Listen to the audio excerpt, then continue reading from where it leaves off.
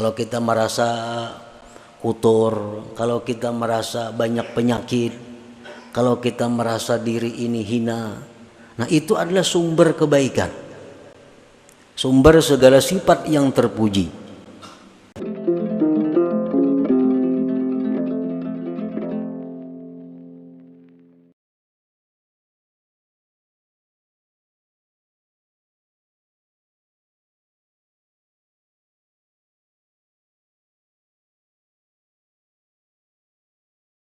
Hikmah yang ke-35 dari Al-Hikamil Ata'iyah. Berkata Imam Ahmad bin Ata'illah As-Sakandari rahimahullah, aslu kulli ma'siyatin wa ghaflatin wa syahwatin ar-ridha 'anin nafsi, wa aslu kulli ta'atin wa yaqzatin wa iffatin 'adamur ridha minka 'anha, wala an tashhaba jahilan la yarda an nafsihi khairun laka min an tashhaba aliman yarda an nafsihi, fa ayyu ilmin li alimin yarda an nafsihi wa ayyu jahlin li jahilin la yarda an nafsihi.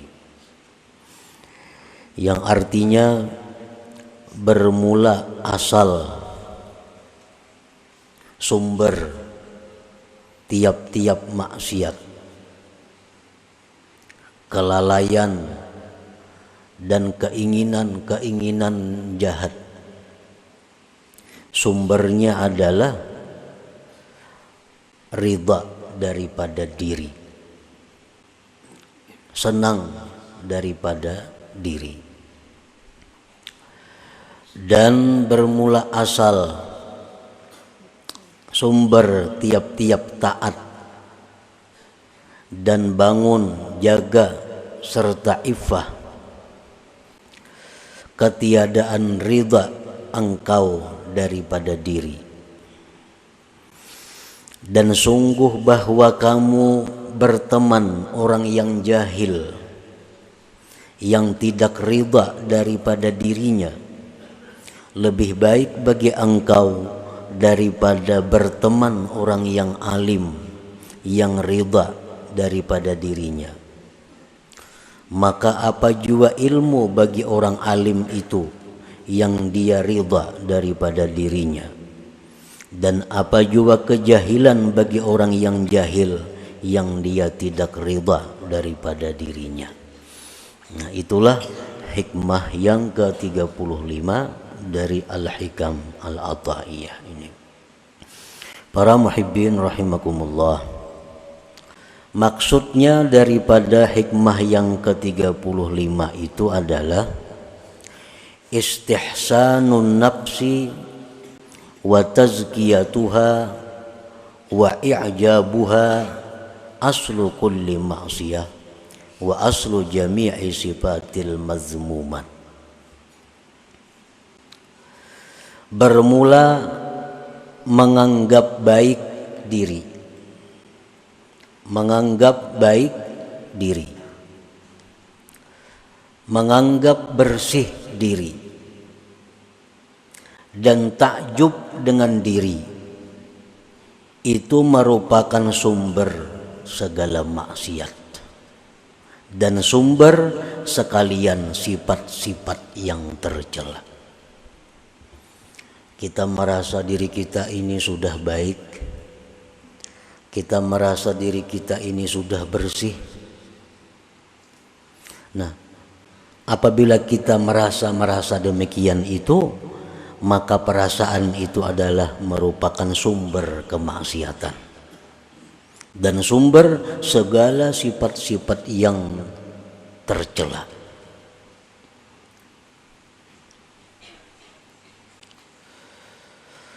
Paman istahsanaha wa zakkaha wa a'jabaha istaulat alaihi al-ghaflah, wa man istaulat alaihi al-ghaflah ghalabathu syahwah, wa man ghalabat alaihi syahwah waqa'a fil ma'asi. Barang siapa yang merasa sudah baik dirinya, merasa dirinya sudah bersih, maka berkuasalah atasnya kelalaian, kelingahan. Orang kalau sudah merasa dirinya baik, sudah merasa dirinya itu bersih, sudah merasa dirinya ini kada ada lagi penyakit, maka dia akan lalai daripada mengawasi dirinya. Dia akan malas menambah ilmu pengetahuan. Dia akan malas menambah amaliyah-amaliyah karena sudah menganggap dirinya baik. Orang yang merasakan dirinya sudah baik, orang yang merasa dirinya sudah bersih, dia akan lalai. Dan orang yang lalai itu dikalahkan oleh syahwat, oleh keinginan-keinginan yang negatif, yang tidak baik. Dan barang siapa yang dikalahkan oleh syahwatnya, oleh keinginan-keinginan jahatnya, maka dia pasti akan terjatuh di dalam kemaksiatan. Nah, para muhibbin rahimakumullah, Allah Subhanahu wa taala berfirman, "Fala tuzakku anfusakum huwa a'lam bimanittaqa."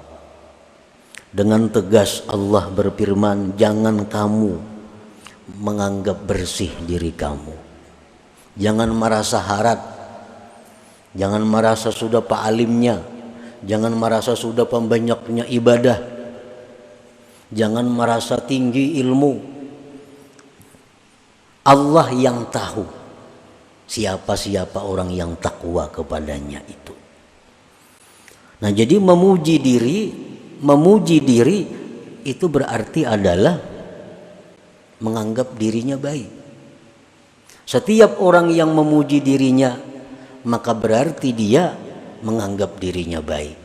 Bila menganggap dirinya itu baik, maka orang ini pasti akan jatuh dalam kemaksiatan.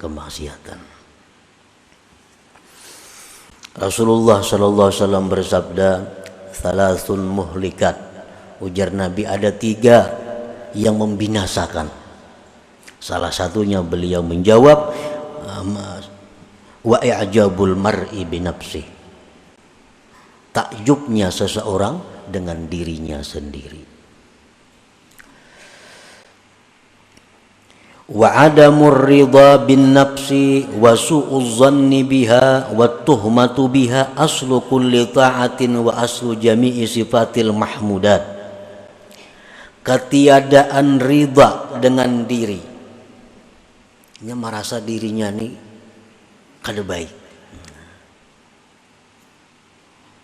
Dan buruk sangka dengan dirinya, buruk sangka dengan diri sendiri, dan tidak percaya dengan diri sendiri, itu merupakan sumber segala taat, dan sumber sifat-sifat yang terpuji. Kalau kita merasa kotor, kalau kita merasa banyak penyakit, kalau kita merasa diri ini hina, nah itu adalah sumber kebaikan, sumber segala sifat yang terpuji.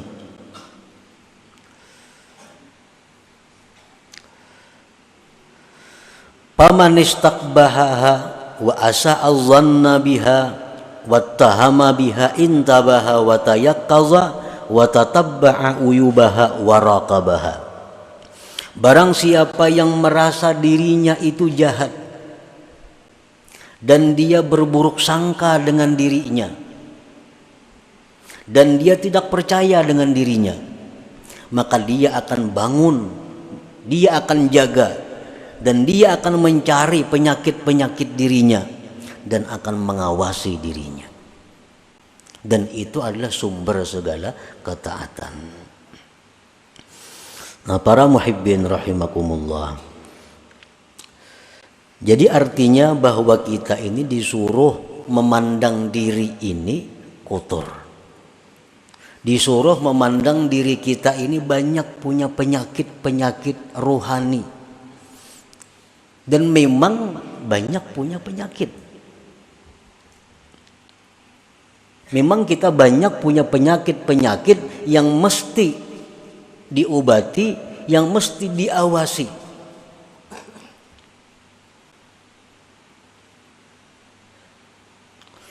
Imam Ghazali rahimahullah berkata, "Idza aradallahu bi'abdin khairan bassarahu bi'uyubi nafsih."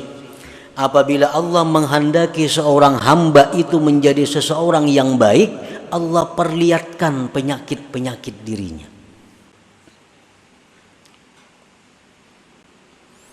Penyakit kita, penyakit diri kita. Pertama misalnya tulul amal. Artinya tulul amal itu kita merasa bahwa kita ini hidup lebih lama lagi. Kita menyangka bahwa minggu depan kita masih hidup. Kita menyangka diri kita ini bulan depan masih hidup. Kita menyangka bahkan tahun depan masih hidup.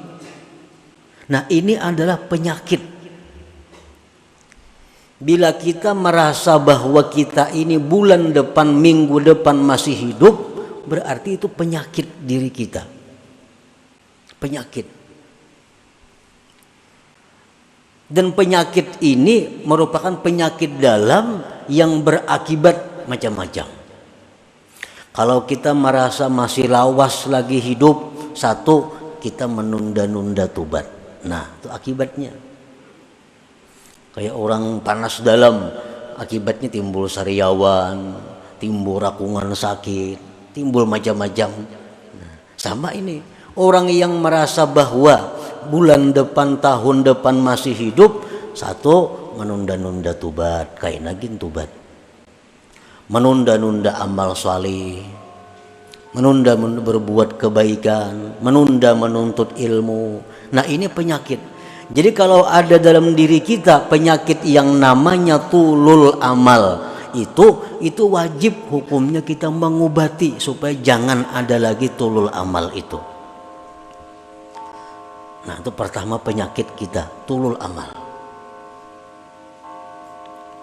Yang kedua mungkin penyakit rata-rata kita adalah tamak.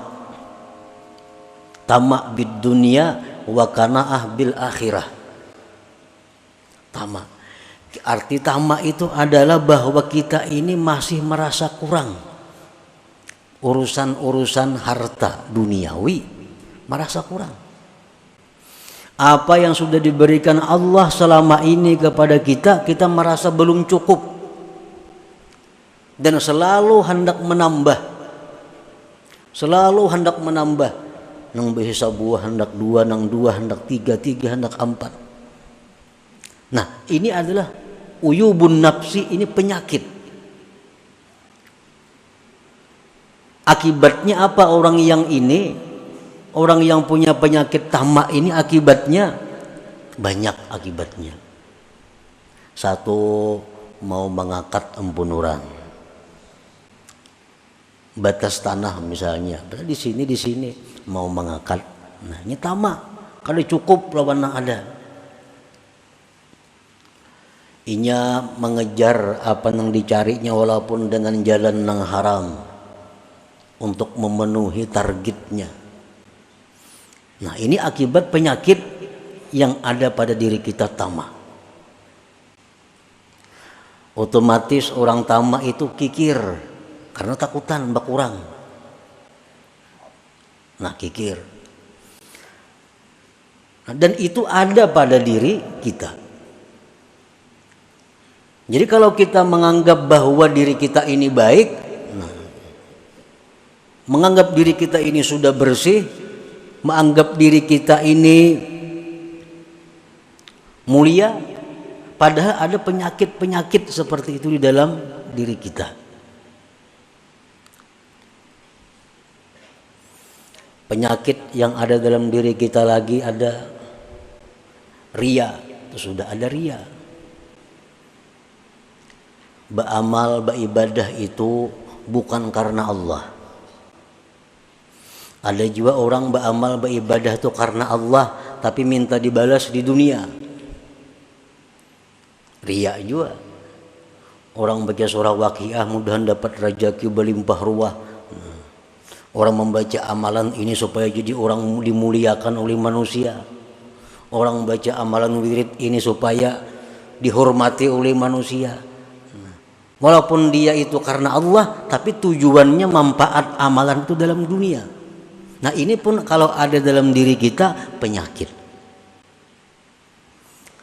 Nah, apabila Allah Subhanahu wa ta'ala menghendaki kita ini menjadi orang yang baik, Allah memperlihatkan kepada kita penyakit-penyakit diri kita. Pemarah. Pemarah itu penyakit. Sedikit-sedikit sarik. Kalau marahnya itu marah fillah, itu disuruh. Arti marah fillah itu marah di jalan Allah. Nah, ada orang yang melanggar hukum Allah, dia marah. Melanggar hukum Allah. Ada pemarah ini kada. Kalau ada sesuatu yang kada cucuk lawan inya, marah. Nah itu pemarah ngarannya. Dan pemarah ini penyakit. Bisa berakibat dendam, bisa berakibat berniat buruk kepada orang lain. Nah, bermula dari pemarah.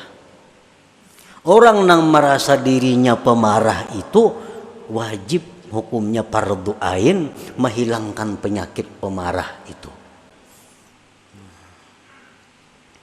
Sebab dengan adanya marah itu kita dipermainkan syaitan seperti bola. Ditendangnya ke sana, tendangnya ke sini. Dan orang yang sudah pemarah itu berkata-kata yang tidak terukur lagi. Kada tahu orang tua, kada tahu kuitan, kada tahu siapa. Bila sudah marah itu macam-macam. Allah Subhanahu wa ta'ala memuji di dalam Al-Quran, wal kazimin al ghaiza, orang-orang yang mampu menahan marahnya.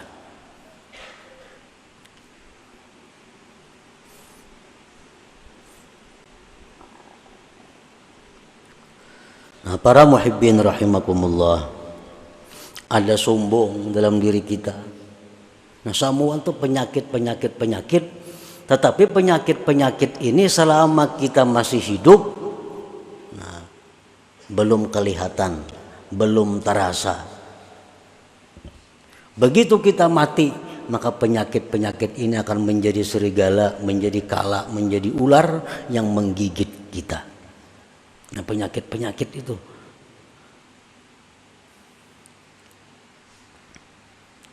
Apabila Allah Subhanahu wa ta'ala menghendaki kita ini menjadi orang yang baik, Allah perlihatkan kepada kita tentang penyakit diri kita.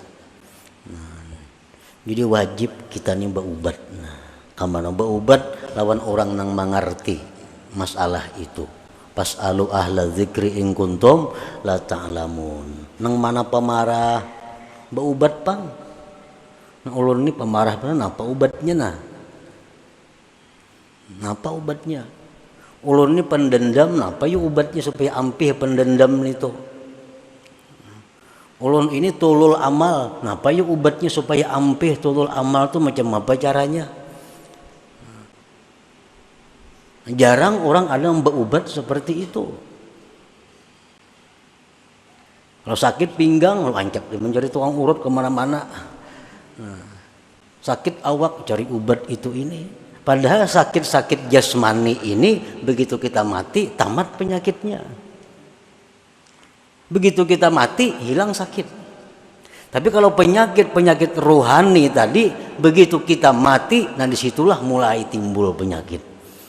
Marah berubah menjadi kala, dendam berubah menjadi ular, ini berubah menjadi serigala yang selalu menggigit menerkam kita. Dan itu berlaku sejak dicabutnya nyawa kita sampai kayaknya diperhitungkan oleh Allah Subhanahu wa ta'ala.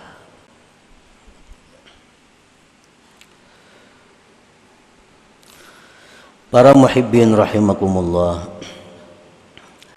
Qala Abu Habsin radhiyallahu anhu mundu arba'ina sanatan i'tikadi fi nafsi anna Allah yanzuru ilayya nadhara sukhti. Ujar Abu Hafs radhiyallahu anhu berkata, sejak 40 tahun aku ini berkeyakinan dalam diriku bahwa Allah itu marah kepadaku. Padahal ini orang wali, Abu Habsin radhiyallahu an. Ujar Sayyidina, sejak 40 tahun yang lalu aku tuh berkeyakinan dalam hatiku ini Allah tuh selalu marah kepadaku.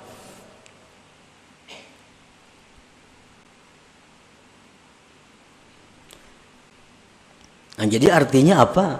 Bahwa beliau ini memandang bahwa diri Sidin itu kotor, diri Sidin itu penuh dengan penyakit-penyakit sehingga Allah marah.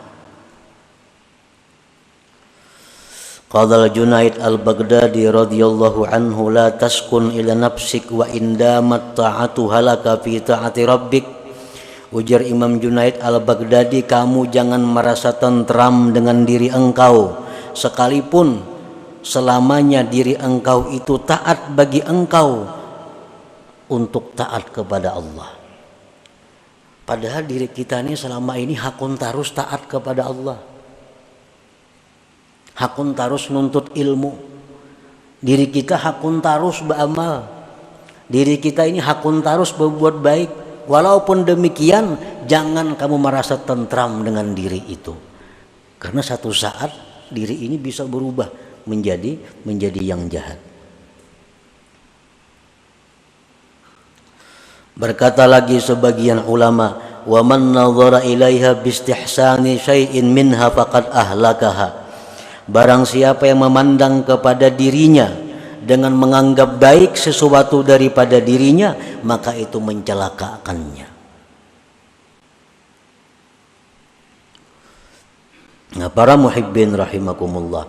Jadi kita menuntut ilmu, kita membaca ilmu, mendengar ilmu, itu merupakan tanda dari sekian banyak tanda yang menunjukkan bahwa kita ini adalah orang yang tidak baik.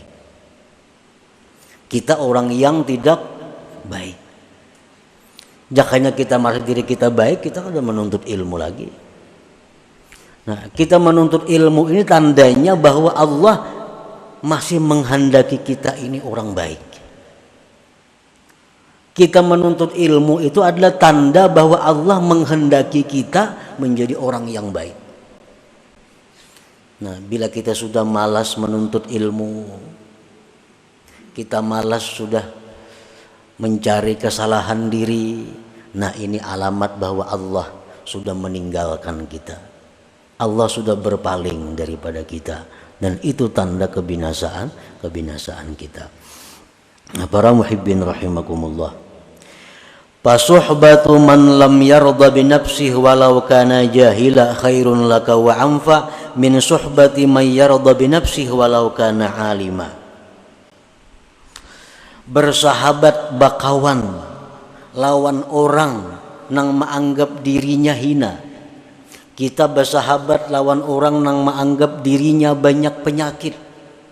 Kita bersahabat lawan orang yang merasa dirinya kotor. Walaupun dia jahil orangnya, lebih baik bersahabat dengan itu daripada kita bersahabat orang yang merasa dirinya selamat, merasa dirinya baik, merasa dirinya terpuji, walaupun dia adalah orang yang alim. Ini ada orang kada alim, tapi ini merasa dirinya tuh kotor, merasa dirinya itu kada baik, merasa diri itu jauh daripada rahmat Tuhan. Padahal orangnya kada berilmu kada. Nah, baik itu kita kawani, kita temani daripada orang yang merasa dirinya ini bersih, yang memuji-muji dirinya, berkisah keistimewaan dirinya, walaupun dia aliman, walaupun dia alim. Nah, itu maksudnya tadi, la an tashaba jahilan la yarda an nafsi khairun laka min an tashaba aliman yarda an nafsi. Nah, para muhibbin rahimakumullah. Jadi kesimpulan yang ada di dalam hikmah ke-35 ini, hendaknya kita adalah mencari penyakit-penyakit rohani kita. Nah, kita cari diri kita ini apa kelemahannya, Mungkin ada tama, ada sombongnya, ada riyaknya, ada bakhilnya, ada dendamnya, ada. Nah, kita cari kesalahan diri kita. Nah, imbah itu hanya kita berusaha mengobatinya. Takunakan. Nah, ulun ini adakah ini penyakit nah. Nah, apa yang bagus amalannya supaya penyakit itu hilang? Pemantang-pemantangnya apa? Karena setiap obat itu pasti 3 hal. Pertama ilmu, yang kedua keadaan, yang ketiga amal. Itu obat setiap penyakit. Ilmu, yang kedua keadaan, yang ketiga adalah amaliyah. Nah, jadi kalau kita selalu ria, apa ilmunya supaya jangan ria? Kayak apa keadaannya supaya jangan ria? Apa amalannya supaya jangan ria? Nah, setiap penyakit pasti diobati dengan 3 perkara itu. Nah, para muhibbin rahimakumullah, selanjutnya hikmah yang ke-36.